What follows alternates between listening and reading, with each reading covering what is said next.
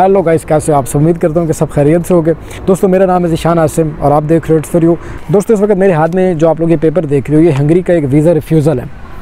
ये पाकिस्तान से एक भाई ने मेरे साथ रब्ता किया और उनका ये वीज़ा रिफ्यूज़ल है मेरे हाथ में इस वक्त। उनका ये वीज़ा क्यों रिफ्यूज़ हुआ और उन्होंने कौन कौन सी मिस्टेक्स की जो कि आप लोगों ने हंगरी का या यूरोप का वीज़ा अप्लाई करते वक्त आप लोगों ने ये मिस्टेक्स नहीं कर रहे। दोस्तों, हंगरी यूरोप का एक छोटा सा कंट्री है और हंगरी के अंदर बहुत से पाकिस्तान से, इंडिया से, बांग्लादेश, नेपाल से बहुत से स्टूडेंट्स पढ़ने के लिए आते हैं। बहुत से लोग वर्क वीज़ा पे आते हैं और हंगरी क्योंकि शेंजन कंट्रीज़ का पार्ट है, इसलिए हंगरी का जो वीज़ा होता है ये एक बहुत स्ट्रॉन्ग वीज़ा होता है, क्योंकि इस वीज़ा की बेस पे आप बाकी के 27-28 मुल्कों में भी बग़ैर वीज़ा के ट्रैवल कर सकते हैं। अब जिन मेरे भाई ने ये हंगरी का वीज़ा अप्लाई किया तो इसमें उन्होंने कौन कौन सी मिस्टेक्स की कि जिसकी वजह से इनको ये वीज़ा रिफ्यूज़ल हो गया। उससे पहले मैं आपको ये बताता चलूँ कि हंगरी का वीज़ा अप्लाई करते वक्त आपने, या किसी भी कंट्री का वीज़ा आप अप्लाई करें, शेंजन का कोई भी कंट्री हो या बड़ा कोई भी देश, कनाडा, अमेरिका, इवन यूके ही क्यों ना हो, आपने जब भी किसी कंट्री का वीज़ा अप्लाई करना है, एक चीज़ आपने अपने माइंड में रख लेनी है कि आपने उसमें किसी किस्म का कोई भी फेक डॉक्यूमेंट या फॉल्स स्टेटमेंट्स कभी भी नहीं लगानी। बहुत से एजेंट हज़रात ऐसा करते हैं कि वो आपका केस स्ट्रॉन्ग करने के लिए उसमें वो आपके जाली डॉक्यूमेंट या फेक डॉक्यूमेंट्स उसमें ऐड कर देते हैं। ये एक बहुत गलत बात है। आपने जब ज़िंदगी में किसी भी कंट्री का आपने वीज़ा अप्लाई करना हुआ, आप कोशिश करें कि आप हमेशा अपने ओरिजिनल डॉक्यूमेंट्स उसमें ऐड करें। अगर आपकी बैंक स्टेटमेंट कम है तो आप किसी से उधार पकड़ के अपने बैंक में कुछ अरसे के लिए रख लें, अपनी बैंक स्टेटमेंट मजबूत करें, ना कि आप किसी दूसरे बंदे की बैंक स्टेटमेंट लगवा दें अपने केस के अंदर। कोशिश करें हमेशा रियल स्टेप्स को फॉलो करते हुए शेंजन कंट्री का वीज़ा अप्लाई करें। ये इस वक्त जो मेरे हाथ में वीज़ा रिफ्यूज़ल आप देख रहे हो, ये एम्बेसी ने इस पर 4-5 ऑब्जेक्शन लगाए हैं। नंबर 1 ऑब्जेक्शन इस वीज़ा के अंदर जो उन्होंने लगाया वो ये कि ये एक स्टूडेंट वीज़ा था और जिस भाई ने ये वीज़ा अप्लाई किया, एम्बेसी ने ये बताया कि इंटरव्यू के दौरान जो बंदा था वो सेल्फ़ कॉन्फिडेंट नहीं था। जो स्टूडेंट हंगरी में पढ़ने के लिए आ रहा है वो पूरा एतमाद नहीं था, उसके अंदर फील नहीं हो रहा था कि ये एक सेल्फ़ कॉन्फिडेंट बंदा है और ये ख़ुद जाके अपनी चीज़ें मैनेज कर सकता है, और यानी कि ख़ुद अकेला एक प्रदेश के अंदर वो ज़िंदगी गुजारने के लिए ये बंदा रेडी है। वो कोई बिल्कुल सेल्फ़ कॉन्फिडेंट नहीं था और उसको यूनिवर्सिटी के बारे में भी ज़्यादा मालूमात नहीं थी, क्योंकि एम्बेसी जब स्टूडेंट वीज़ा के ऊपर आपसे इंटरव्यू लेती है तो नॉर्मली आपसे पूछा जाता है कि आप इस यूनिवर्सिटी में क्यों जा रहे हो, आपने यही यूनिवर्सिटी क्यों सेलेक्ट की। तो आपको बताना पड़ता है कि यूनिवर्सिटी की रैंकिंग इतनी अच्छी है, मैं इसलिए पढ़ने के लिए जा रहा हूँ, और आपको यूनिवर्सिटी के हेड का या जो भी आपकी टीचर है आपको उसका नाम पता होना चाहिए। इंटरनेट के ऊपर हर चीज़ मौजूद होती है। तो इस किस्म के सवालात यूनिवर्सिटी ने जब उस लड़के से पूछे तो वो लड़का इन सवालों के जवाब देने से कासिर था, उसको ज़्यादा डिटेल नहीं पता था यूनिवर्सिटी के बारे में। जो दूसरे ने इस डॉक्यूमेंट के अंदर उन्होंने ऑब्जेक्शन लगाया एम्बेसी ने यह बताया कि इस बच्चे की जो एकोमोडेशन है वो, यानी कि हंगरी में एकोमोडेशन है नहीं इस बंदे की। इस बंदे ने अपनी ये लड़का अपनी एकोमोडेशन प्रूव करने में नाकाम रहा। हालांकि असूल ये था कि जब उसका वीज़ा लग जाता है लड़के का तो उसके बाद यूनिवर्सिटी ने उसे यूनिवर्सिटी के कॉलेगियम में जगह देनी थी। जो यूनिवर्सिटी का कॉलेगियम होता है या जो यूनिवर्सिटी का हॉस्टल होता है उसमें उसको जगह मिलनी थी, लेकिन क्योंकि उसका वीज़ा रिजेक्ट हो गया, इस वजह से एम्बेसी ने यह ऑब्जेक्शन लगाया कि इस बच्चे की ऑलरेडी कोई जगह नहीं थी हंगरी में रहने के लिए। तो क्योंकि ये अपना यूनिवर्सिटी के बारे में बच्चे से नहीं बता पा रहा, तो इसलिए हम इसका वीज़ा रिजेक्ट कर रहे हैं, क्योंकि इसके पास एकोमोडेशन भी नहीं है हंगरी में। तो कोशिश करें कि आप जब भी किसी कंट्री का वीज़ा अप्लाई करते हैं या स्टूडेंट वीज़ा किसी भी देश का, तो उसमें जो आपने एकोमोडेशन देखनी है वो कोशिश करें कि अगर आप किसी पाकिस्तानी भाई के साथ या इंडियन भाई के पास आना चाहते हो, आप फेसबुक पे ग्रुप होते हैं, आप ज्वाइन कर लो, उनसे पूछो कि भाई मुझे अकोमोडेशन चाहिए, तो क्या आप मेरे लिए कॉन्ट्रैक्ट वहाँ पे बनवा सकते हो। बहुत से लोग हैं जो कि आपकी हेल्प कर सकते हैं। इवन कि हंगरी में भी, बाकी कंट्रीज़ में भी, पोलैंड, जर्मनी में बहुत सारे लोग हैं जो कि आपकी हेल्प कर सकते हैं। अगर आप स्टूडेंट वीज़ा पे आ रहे हो तो वो आपको कॉन्ट्रैक्ट बना के दे सकते हैं अगर आप उनके साथ रहने की हामी भरो तो।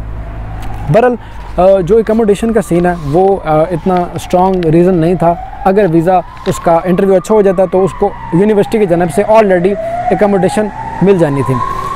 तीसरा जो उन्होंने ऑब्जेक्शन लगाया इस वीज़ा के अंदर, वो उन्होंने ये लगाया कि जिस बंदे ने वीज़ा अप्लाई किया, जिस लड़के का वीज़ा रिजेक्ट हुआ है, इसका एक भाई पहले भी हंगरी में रहता था। तो जो भाई उसका हंगरी में रहता था उसने अपनी स्टडीज़ कंप्लीट नहीं की और वो अपनी यूनिवर्सिटी को लीव करके कहीं गायब हो गया। हंगरी के अंदर ही, हंगरी से बाहर जहाँ भी गया वो उनका अपना मैटर है, लेकिन उसने स्टडीज़ कंटिन्यू नहीं की, जिसकी वजह से उसका जो रेजिडेंस कार्ड था वो यूनिवर्सिटी ने इमिग्रेशन को कंप्लेन करवा के ख़त्म करवा दिया। ये असूल होता है कि जब आप यूनिवर्सिटी में पढ़ने के लिए आते हो तो जो आपको कार्ड मिलता है 1 साल का, 2 साल का, 3 साल का, उस टाइम पीरियड के दौरान अगर आप यूनिवर्सिटी नहीं जाते तो यूनिवर्सिटी आपका कार्ड डिसमिस कर सकती है। वो इमिग्रेशन में शिकायत करके आपका जो कार्ड होता है उसकी वैलिडिटी को ख़त्म कर देते हैं। उसके ऊपर वैलिडिटी तो लिखी रहती है कि 2 साल तक वैलिड है, लेकिन उसकी जो रियल वैलिडिटी होती है, यानी कि आप उसके ऊपर ट्रैवल नहीं कर सकते पाकिस्तान। जब अगर आप ट्रैवल करोगे तो आप इमिग्रेशन पे पकड़े जाओगे, एयरपोर्ट पे आपसे वो कार्ड छीन लेंगे।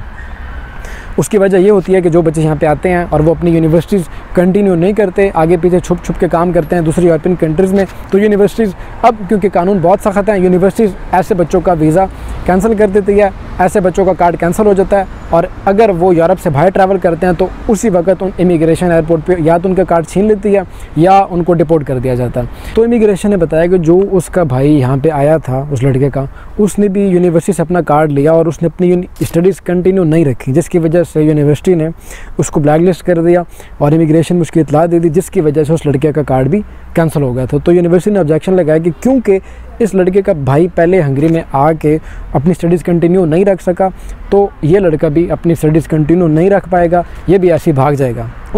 इमिग्रेशन को ये शक था और शक की बेस पर उन्होंने ऑब्जेक्शन लगाया। तो ये 2-3 ऑब्जेक्शन थे जो कि इमिग्रेशन ने लगाए। नंबर 1 के सेल्फ़ कॉन्फिडेंट नहीं था बंदा, दूसरे नंबर पर एकोमोडेशन का प्रूफ रियल नहीं था, यानी कि उसके पास ऑलरेडी कोई एकोमोडेशन नहीं थी, और तीसरा ये कि क्योंकि उसका भाई भी यहाँ से गायब हो गया था आने के बाद, तो यूनिवर्सिटी ने ये 3 ऑब्जेक्शन लगाए। तो ये बहुत ज़्यादा सोचने का मकाम है तमाम पाकिस्तानी भाइयों के लिए जो हंगरी में आके यहाँ से आगे भाग जाते हैं, ये यहाँ पे आके अपनी यूनिवर्सिटीज़ कंटिन्यू नहीं रखते और अपने यूनिवर्सिटी को बताए बगैर कहीं आगे पीछे निकल जाते हैं। तो उसकी वजह से अब ये तो उस एक अपने भाई के उसके साथ मामला हो गया, इसकी वजह से हमारी सारी पाकिस्तानी कम्युनिटी के साथ ये हो रहा है इस वक्त कि वीज़ा सख्त हो गया, वीज़ा नहीं मिल रहा है, क्योंकि यहाँ से आने के बाद बहुत से लोग आगे भाग जाते हैं दूसरे कंट्रीज़ के अंदर, जिसकी वजह से इमिग्रेशन अब बहुत सख्त हो गई है और पहले की निस्बत अब वीज़े बहुत कम इशू हो रहे हैं और रिजेक्शन बहुत ज़्यादा है। लोग मुझे बार बार कह रहे हैं कि बहुत सी यूनिवर्सिटीज़ जिनमें सींचिन इश्तवान यूनिवर्सिटी के वीज़े बहुत रिजेक्ट हुए हैं, तो हर बंदे का अपना एक पर्सनल केस होता है और उस केस की बेस के ऊपर उसका वीज़ा रिजेक्ट होता है या लगना होता है। तो मैं ये नहीं कह सकता कि किसी यूनिवर्सिटी के वीज़े रिजेक्ट हो रहे हैं या किसी एक डिपार्टमेंट के या किसी एक स्कूल के, नहीं, ये किसी एक चीज़ के ऊपर मुनहसर नहीं है। जो वीज़े रिजेक्ट हो रहे हैं जिसकी बंदे की वो उसकी अपनी गलती की वजह से, अपने मैटर की वजह से हो रहे हैं। तो ये इस वक्त मेरे हाथ में रिजेक्शन है। जिस भाई के मैं आपके साथ डिटेल तो शेयर नहीं कर सकता, मैंने इसका प्रिंट निकलवाया, उन्होंने मुझे डॉक्यूमेंट सेंड किए थे व्हाट्सएप के ऊपर और उसका मैंने प्रिंट निकाल के पूरा रीड किया उसको, तो तब मुझे समझ आई कि इनकी जो रिफ्यूज़ल है वो क्यों लगी।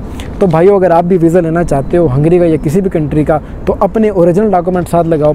इंटरव्यू के अंदर आपने अच्छे से परफॉर्म करना है, क्योंकि इंटरव्यू ही आपको अगली मंजिल तक लेके जाता है। इंटरव्यू ही ये प्रूव कर सकता है कि क्या आप अकेले किसी दूसरे कंट्री में जाके रहने के काबिल हैं या नहीं हैं। तो ये कुछ इंपॉर्टेंट ट्रिक्स थी जो कि आपको बताई हैं कि ये गलतियाँ आपने अपना वीज़ा अप्लाई करते वक्त नहीं करनी। तो बाकी मिलते हैं किसी अगली वीडियो में किसी अगले नए टॉपिक के ऊपर। अगर आपको वीडियो अच्छी लगी हो और आपका मेरी वीडियो से भला हो रहा है तो प्लीज़ मुझे अपनी दुआ में ज़रूर याद रखिएगा और वीडियो को ज़रूर लाइक कर दीजिए। कमेंट सेक्शन में ज़रूर बताइएगा अगर आपको कोई क्वेश्चन हो तो। हमेशा की तरह मेरे चैनल को सब्सक्राइब किए बगैर मत जाइएगा फ्रेंड्स। अपना बहुत सारा ख्याल रखिएगा। मिलते हैं इसी तरीके की अगली वीडियो में, तब तक के लिए टेक केयर, बाय बाय।